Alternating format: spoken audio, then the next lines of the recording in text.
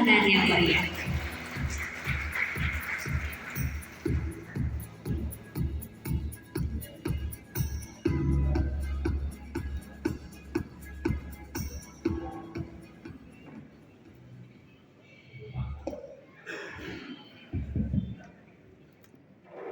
Shalom, Salve, Assalamualaikum warahmatullahi wabarakatuh. Om Santi Om, Namo Buddhaya, salam kebajikan, salam Pancasila. Yang dalam hal ini diwakili oleh pejabat Wali Kota Kupang, Bapak Jos,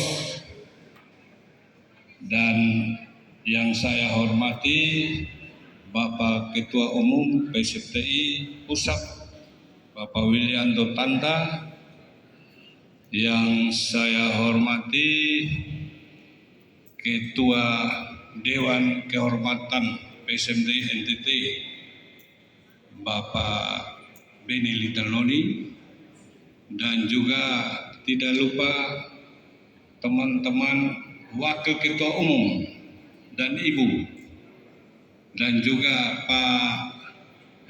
Ibu Ketua Umum. Rombongan ada 11 orang kalau tidak salah.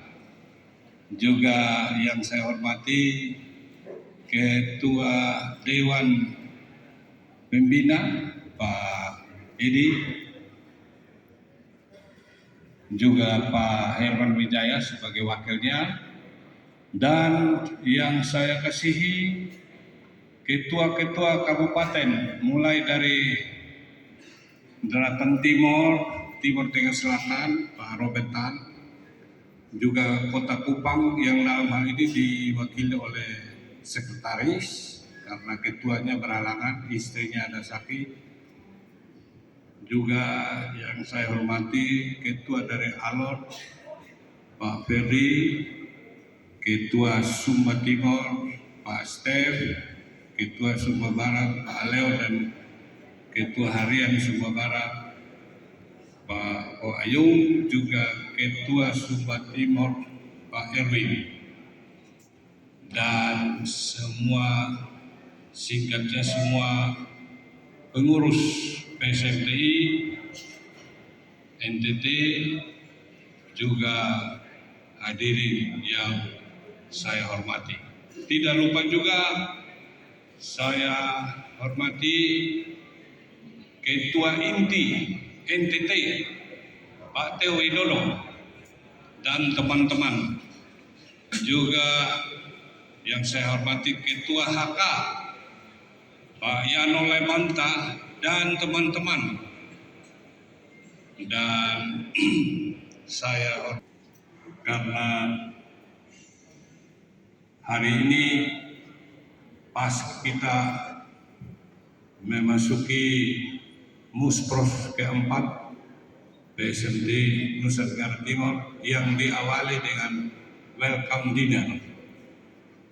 Tentu saya tidak akan bercerita banyak dan sambutan ini singkat saja karena malam hari ini kita lebih banyak mau santai karena ketua-ketua kabupaten sudah capek, ada yang dari Surabaya, dari daerah-daerah semua, jadi kita mau santainya lebih banyak. Juga ketua umum yang dari Makassar liwat Surabaya bersama ibu.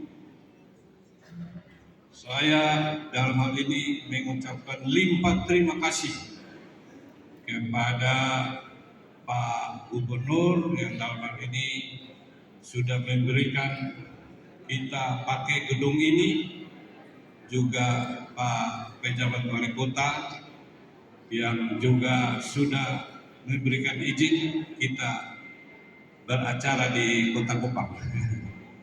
Ini kelihatannya Kota Kupang sudah mulai bersih, Pak Ketua Umum. Karena Pak Wali Kota ini kerjanya luar biasa, berkantor di kelurahan.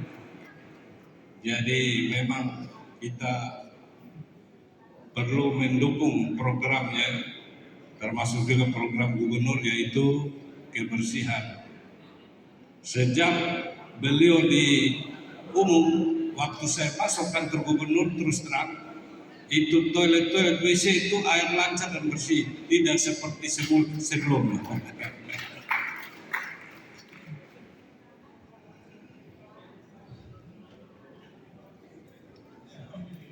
Puji syukur bagi Tuhan Yang Maha Esa karena atas anugerah dan perkenanan kita semua bisa berkumpul di tempat ini.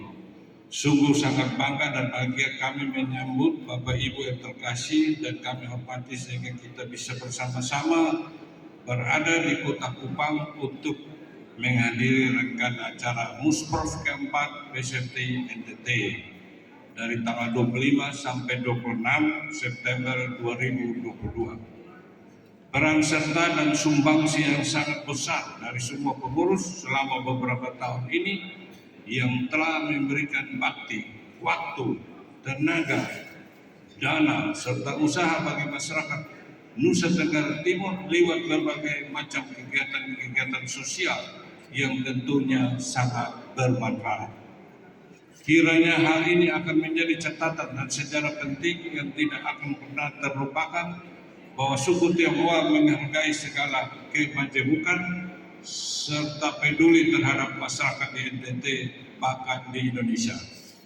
Akhir kata kami ucapkan terima kasih yang sebesar-besarnya dan selamat menikmati seluruh rangkaian acara Musprov keempat serta kami mohon maaf jika ada kekurangan selama penyelenggara Musprov ini.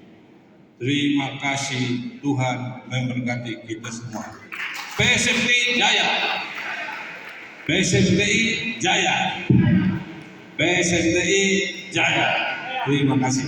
Banyak kepada Bapak Hengki Lianto yang telah memberikan ucapan selamat datang ataupun kata sambutan yang baru saja kita dengarkan. Berikan langkah beliau dengan tepuk tangan yang meriah. Bapak Ibu hadirin sekalian, saya undang boleh langsung memberikan kata sambutan. Ya, pasti disebarkan selendang tenun sebagai ucapan selamat datang di Kota Kupang, Nusa Tenggara Timur. Banyak sekali kegiatan positif yang sudah dilakukan beliau dan dalam waktu dekat ini yakni tanggal 27 September akan menikahkan 1000 pasangan di Kabupaten Timur Tengah Selatan. Shalom. Assalamualaikum warahmatullahi wabarakatuh. Namo Buddhaya, Om Swastiastu, Rahayu, Wota Tumtien. Salam Pancasila, salam kebangsaan, merdeka.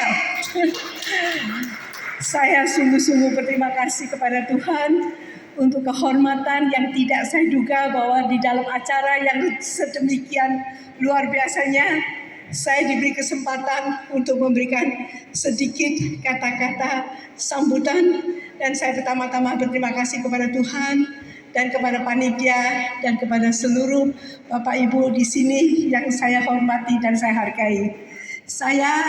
Nama saya Hana Amalia, tapi saya lebih sering dipanggil Mama Hana, itu lebih mudah bagi di dalam dan di luar negeri. Dan saya sebenarnya selama 30 tahun saya melayani di dalam gereja karena saya disembuhkan dari penyakit yang sangat hebat yang seharusnya saya lumpuh total usia 25 tahun. Pada saat ini saya berusia 78 tahun. Jadi oleh sebab itu saya ingin mengabdikan diri saya kepada Tuhan. Tetapi 32 tahun yang lalu saya dipanggil untuk melayani orang miskin. Saya tidak pernah membayangkan bahwa melayani mereka yang justru yang paling kecil. Yang kami layani itu adalah para pengemis, yang kami layani itu adalah para pemulung, pemungut sampah, pengamen-pengamen, yang dimulainya hanya dengan seorang pengemis yang mengemis di depan gereja saya. Dan waktu itu seperti Tuhan berkata kepada saya kalau satu ketika pengemis ini akan dipanggil Tuhan, dan dia setiap hari kamu lewat dan kamu tidak perhatikan dia, pada suatu ketika kalau dia menghadap kepadaku dan berkata, bertahun-tahun aku berdiri di depan gereja, belum pernah ada satu orang memperhatikan aku dan menceritakan tentang keselamatan. Terus Tuhan bertanya, pada siapa aku akan bertanggung jawabkan nyawa pengemis ini? Saya terkejut, saya katakan, kami semua bertanggung jawab atas nyawa dari orang-orang yang miskin yang ada di sekitar kami. Dan waktu itu saya berdoa, berikan aku mata ya Tuhan untuk bisa melihat mereka seperti Engkau melihat mereka. Berikan aku hatiku untuk saya boleh merasakan apa yang Engkau rasakan waktu Engkau melihat orang miskin. Dan berikan kepadaku tangan-Mu untuk saya bisa memeluk mereka. Sehingga walaupun mereka kecil, termarginalkan, tidak terperhatikan, tapi mereka juga adalah umat ciptaan-Mu. Saya tidak pernah membayangkan permulaan yang begitu sederhana telah membawa saya dalam satu perjalanan 32 tahun yang tidak pernah saya pikirkan sebelumnya. Jadi setelah saya melayani orang miskin selama 10 tahun, saya melihat bahwa orang miskin tidak hanya membutuhkan sandang, pangan, papan. Tidak. Mereka sangat membutuhkan identitas sebagai warga negara Indonesia yang penuh. Mereka tidak memiliki itu. Bagaimana saya mengetahui kalau mereka sangat membutuhkan dan tidak mungkin bisa? Saya mengambil anak-anak yang harusnya dibatal aborsi, yang harus digugurkan, anak-anak yang dibuang di sampah di rel kereta api. Kami ambil mereka dan kami juga bawa orang-orang tua yang tertolak. Dan waktu kami mau mengurus anak-anak yang dilahirkan ke tempat kami, hanya 16 anak, dibutuhkan waktu 2 tahun. Saya harus menghadap ke pengadilan 2 kali dan membayar banyak sekali denda. Dan untuk waktu itu saya katakan tidak mungkin anak miskin bisa memiliki akte lahir. Mulai 2001, 21 tahun yang lalu, saya mulai menikahkan hanya 88 pasang dari pemulung sampah. Kami menguruskan untuk akte lahirnya, kartu identitasnya dengan sangat sulit sekali, sangat sulit pengurusannya. Tetapi sesudah kami melakukan yang ketiga kali, saya punya pimpinan dari tempat sampah katakan, Mama Hana, bukan hanya sebab saya dari Kristiani, jangan hanya dari kaum Kristiani, banyak dari kami, dari berbagai agama juga membutuhkan. Sebab ada anak-anak dari mereka dari agama-agama yang lain membutuhkan. Dan mulai tahun 2003 kami menikahkan dari 5 agama sesuai dengan agama mereka masing-masing. Kemudian 14 tahun kemudian saya diminta untuk membuat di Jakarta untuk 1.000 pasang yang rasanya tidak mungkin. Tapi waktu itu dengan bantuan dari Dinas Departemen Sosial dan lain-lainnya, kami bisa menikahkan 4.541 pasang di Istora. Tetapi itu belum menjadi satu terobosan. Tahun 2015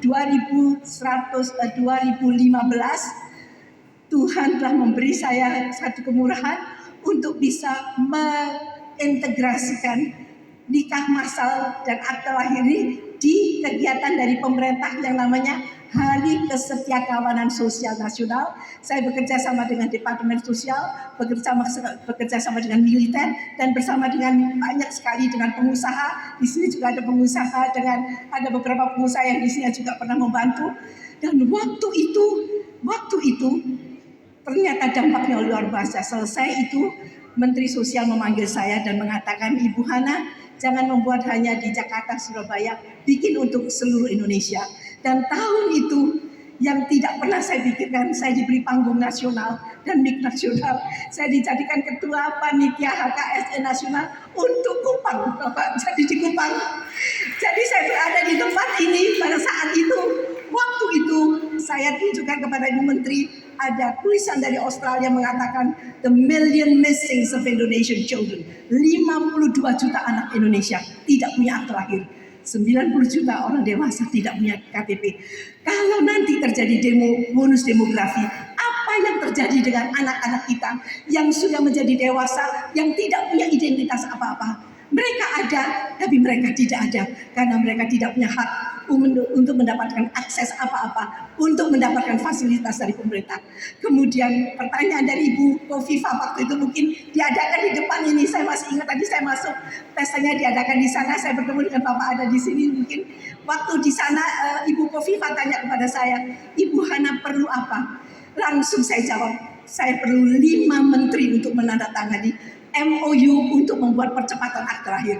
Rasanya tidak mungkin bagaimana saya bisa minta seorang menteri menandatangani, tapi Ibu Khofifah sangat tanggap dan dia katakan dalam 1 minggu 6 menteri menandatangani MOU untuk percepatan akte lahir. Menteri itu adalah menteri sosial yang menyatakan bahwa mereka miskin, tetapi menteri sosial tidak bisa mengeluarkan akte lahir. Akte lahir di bawahnya Dukcapil harus dari Menteri Dalam Negeri. Menteri Dalam Negeri ikut tanda tangan. Karena mari kita membuat kegerakan bahwa seluruh anak-anak di NTT mungkin tahun depan atau 2 tahun lagi akan memiliki akte lahir. Bagaimana, setuju? Nanti besok saya akan bertemu dengan satu kegiatan ini. Ternyata pelayanan kepada orang miskin telah menjembatani 2 kesenjangan sosial. Kesenjangan sosial yang menimbulkan banyak sekali masalah baik di bangsa kita maupun di luar negeri adalah kesenjangan sosial, perbedaan antara kaya dan miskin, dan berbanding kesenjangan ideologi antara agama dan suku yang seringkali dibenturkan. Ternyata dengan melayani bersama-sama orang miskin, oleh sebab itu saya mengajak, suami saya juga seorang pengusaha, saya bersyukur sebab dia yang mencari dana, saya yang bagian menghabiskan dana. Jadi saya mengajak semua komponen di dalam masyarakat untuk kita bersama-sama turun ke bawah, menolong mereka yang kecil, dan berkolaborasi untuk mencapai cita-cita bangsa, yaitu keadilan sosial bagi seluruh Indonesia. Dan saya percaya dengan mitra sebanyak ini di NTT kita akan bikin itu. Jadi nanti besok lusa kami akan nikahkan 1000 pasang di terobosan di dalam adat, karena adat di sini agak kuat, itu adat untuk maharia, dan nanti 5.000 akte lahir. Dan terima kasih, Tuhan memberkati Bapak Ibu sekalian, Tuhan memberkati. Nanti yang tertarik kami ada brosurnya untuk bisa dilihat. Maafkan kalau terlalu panjang sedikit. Terima kasih banyak Mama Hana. Boleh kita kasih tepuk tangan sekali lagi untuk beliau. Banyak hal positif yang Saya sudah. kenalkan, ini dari PBB, United Nations of Training and Research, yang juga sangat tertarik kepada nikah masal, sebab kami telah mendapat penghargaan dari PBB.